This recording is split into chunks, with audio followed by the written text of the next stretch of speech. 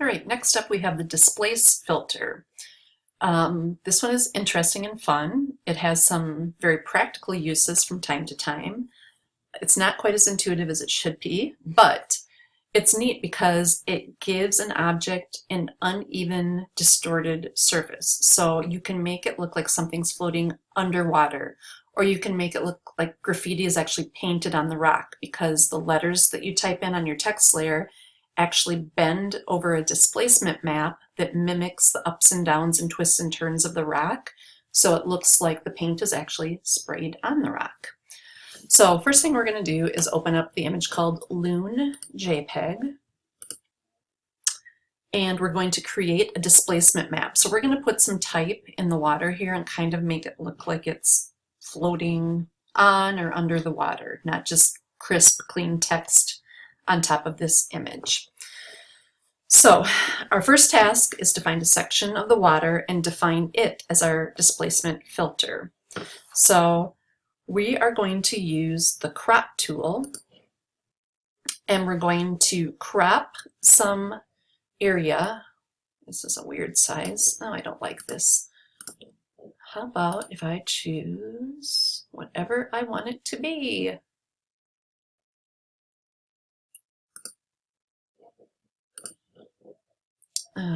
Not what I wanted at all. I did not want to do that. Undo. I just want to use my little crop tool, and I want to take a section right about here of the water behind the loon. And it's kind of interesting that we sample it here because we're ultimately going to be placing it down here.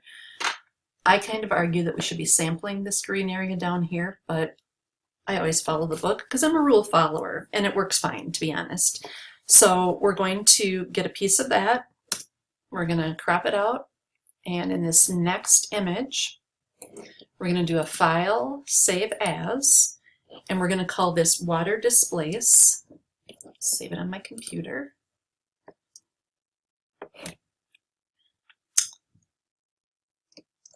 Water displace.psd, and we're going to save it in our chapter 8 folder.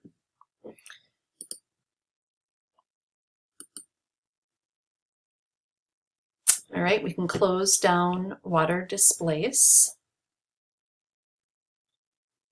And we're going to have to reopen. Okay, it's still saving it. Good grief. And we're going to have to reopen the loon. So while that's saving and closing down, we can go grab the loon again.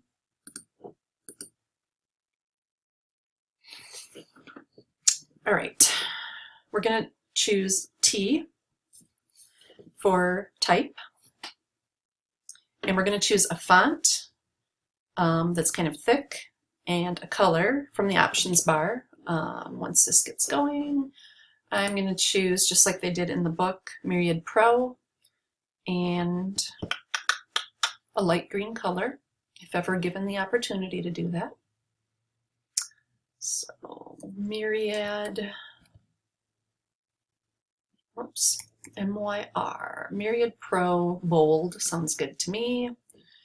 And I'm going to make it, I don't know, I'm going to see how my, when I got in the color picker, I still have the eyedropper out here, so I'm just going to sample one of these greens right from the image. Something a little brighter, and say okay. Now I'm going to click in here and I'm going to write in the common loon.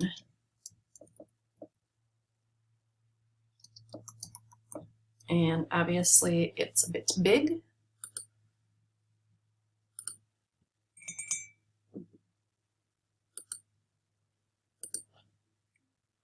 There we go, that's better.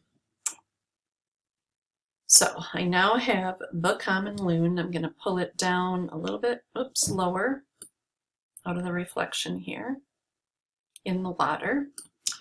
And as you can see, it's just a regular type layer on top of this background. It has no displacement to it. It looks perfectly flat and normal. So we're going to convert our text layer to be a smart object. So now the common loon is now a smart object. And then we're going to use a filter. We're going to choose filter, distort, and then displace. And when the dialog opens, it's going to ask you how much vertically and horizontally you want to displace it. That's going to determine the intensity of the effect. And unfortunately, there's like no preview here to really show us our end results until we say okay. So we have to say okay to see it. Kind of weird. So we're going to say okay. And then it says, okay, what do you want to use to displace this? And we want to use the water displacement, this PSD that we use. So we're going to choose this and say open. And there we go. Look at it. It got all wavy down here based on the displacement map that we sampled from this area behind the loon. If we double click on the displacement layer over here in our layer stack, we're going to get this option come up again. And now here's where we can say, you know, this isn't great or it's too much. I'm just going to bump it up to 30 and say okay. Going to give it a little bit more of a bend.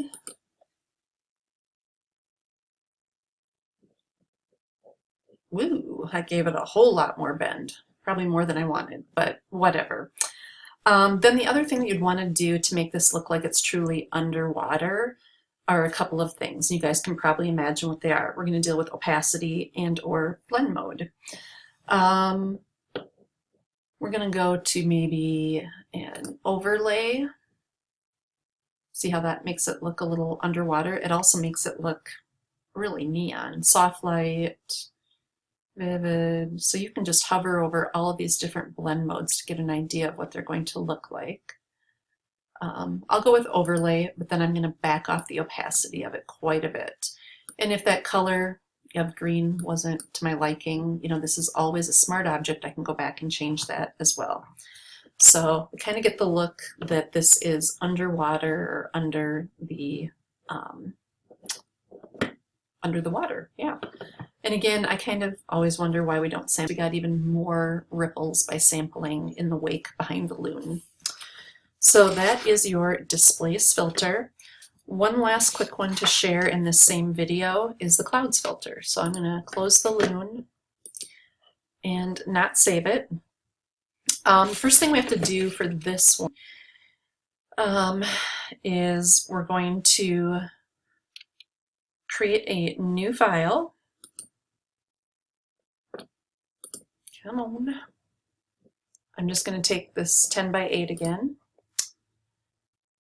And then in here, before we move on, we're going to set our colors for making a sky. So we're going to choose a sky blue for our foreground, whatever blue you want. And then for the background, I'm going to go with white.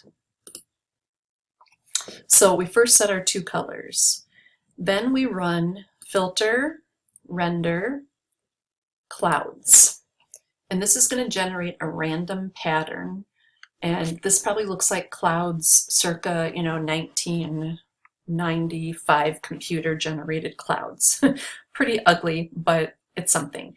If you don't like it, you can run the filter again. So right here, we have it run it again, and it's going to generate another version of it. So there's try number 2. It's all very random. This definitely looks heaty, so it's kind of gross. So if you don't like that, you can select a small portion of the clouds, something like this, with your free transform tool, or with your, marquee select tool, and then do a free transform and, stretch this out. And now maybe this is more cloud-like, and then you would just crop down and use this part. If you wanted, like the book is showing, a red and a black generated type looking thing, I'm going to deselect that. Filter, clouds.